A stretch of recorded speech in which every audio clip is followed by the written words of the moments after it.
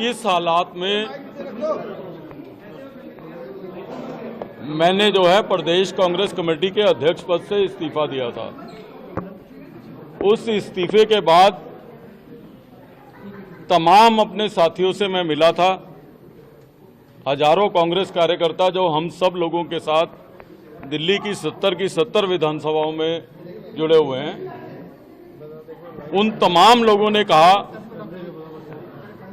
कि आपको घर नहीं बैठना है। मैंने ईमानदारी से फैसला सोचा था कि इस्तीफा देने के बाद घर बैठूंगा। उन तमाम लोगों ने कहा कि आपको घर नहीं बैठना है, दिल्ली और देश की लड़ाई को लड़ने के लिए एक ऐसी सशक्त पार्टी में जाना है और उसमें दिल्ली के लोगों की लड़ाई जो है आपको लड़नी है। तो इसलिए हम तमाम साथियों ने, और हम केवल आज हम ये 5 साथी नहीं हैं, एक लंबा काफिला है जिन्होंने ये तय किया है।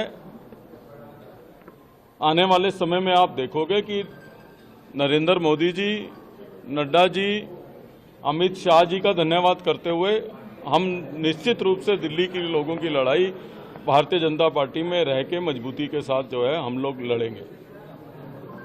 आज प्रश्न ये है, मुझे बहुत सारे मेरे साथियों ने कहा कि आप पहले भी कुछ समय के लिए आए थे फिर चले गए।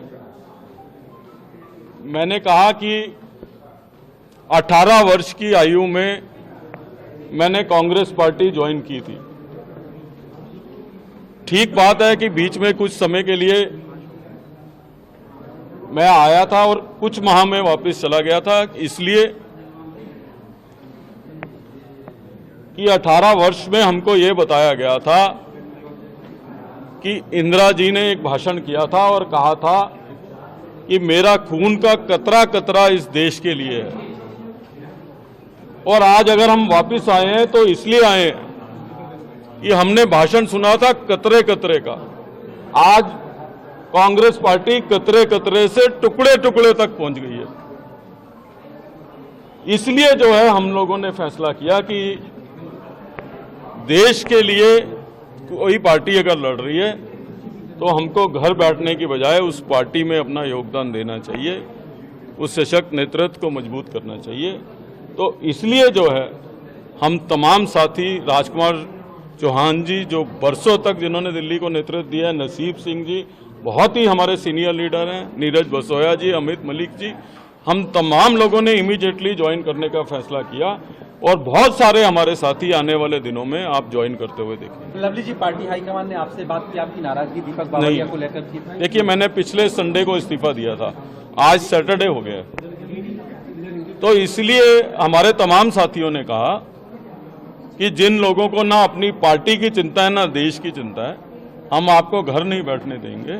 और मैं धन्यवाद करना चाहता हूं प्रधानमंत्री जी का, राष्ट्रीय अध्यक्ष जी का, देश के गृह मंत्री जी का कि जिन्होंने मुझे अवसर दिया है। मेरे दोस्तों को, मेरे भाइयों को, मेरे बड़े भाई हैं सब, राजकुमार जी हैं, नसीब जी मेरे भाई हैं, नीरज बसोया, अमित मलिक छोटे भाई हैं, हम सब लोगों को अवसर दिया है कि हम जो है अपना अपना योगदान दे सकें। लवली जी, आपने टुकड़े टुकड़े की बात की, तो क्या नाराजगी कन्हैया के नॉमिनेशन की वजह से और बहुत सारे कारण हैं।